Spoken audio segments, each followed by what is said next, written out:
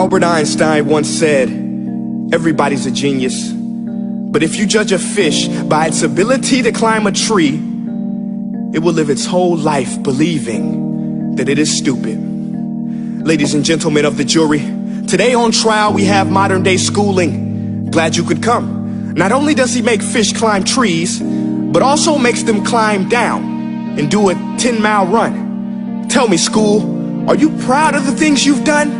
Turning millions of people into robots, do you find that fun? Do you realize how many kids relate to that fish swimming upstream in class, never finding their gifts, thinking they are stupid, believing they are useless? Well, the time has come, no more excuses. I call school to the stand and accuse him of killing creativity, individuality, and being intellectually abusive. He's an ancient institution that has outlived his usage. So, Your Honor, this concludes my opening statement, and if I may present the evidence of my case, I will prove it. Proceed. Exhibit A. Here's a modern day phone. Recognize it? Here's a phone from 150 years ago. Big difference, right? Stay with me. Here's a car from today, and here's a car from 150 years ago. Big difference, right? Well, get this. Here's a classroom of today, and here's a class we used 150 years ago. Now ain't that a shame? In literally more than a century, nothing has changed. Yet you claim to prepare students for the future? But with evidence like that, I must ask, do you prepare students for the future or the past? I did a background check on you and let the record show that you were made to train people to work in factories, which explains why you put students in straight rows, nice and neat, tell them sit still, raise your hand if you want to speak, give them a short break to eat, and for 8 hours a day tell them what to think. Oh, and make them compete to get an A letter which determines product quality, hence grade A of meat. I get it. Back then, times were different. We all have a past. I myself am no Gandhi. But today, we don't need to make robot zombies. The world has progressed. And now we need people who think creatively, innovatively, critically, independently, with the ability to connect. See, every scientist will tell you that no two brains are the same. And every parent with 2 or more children will confirm that claim. So please explain why you treat students like cookie cutter frames or snapback hats, giving them this one-size-fits-all crap. Watch your language. Sorry, Your Honor, but if a doctor prescribed the exact same medicine to all of his patients, the results will be tragic. So many people would get sick, yet when it comes to school, this is exactly what happens. This educational malpractice, where one teacher stands in front of 20 kids, each one having different strengths, different needs, different gifts, different dreams, and you teach the same thing the same way? That's horrific. Ladies and gentlemen, the defendant should not be acquitted. This may be one of the worst criminal offenses ever to be committed. And let's mention the way you treat your employees. Objection. Overruled. I want to hear this. It's a shame. I mean, teachers have the most important job on the planet, yet they're underpaid? No wonder so many students are short-changed. Let's be honest, teachers should earn just as much as doctors, because a doctor can do heart surgery and save the life of a kid, but a great teacher can reach the heart of that kid and allow him to truly live.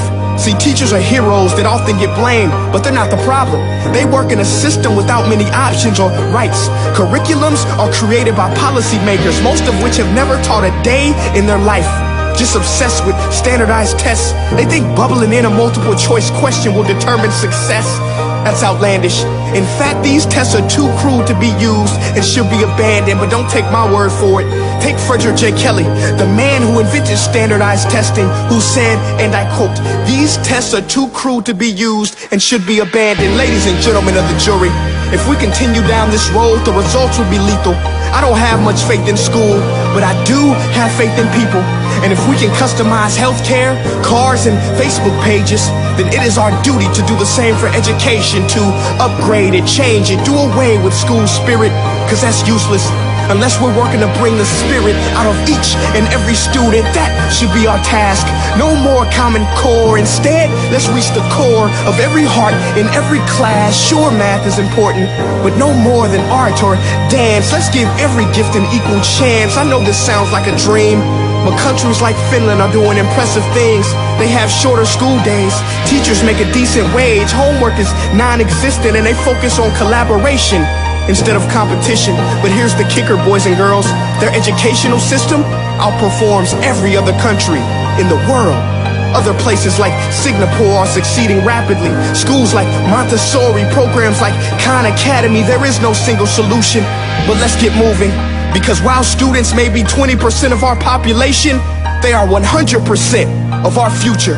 So let's attend to their dreams, and there's no telling what we can achieve. This is a world in which I believe, a world where fish are no longer forced to climb trees. I'll rest my case.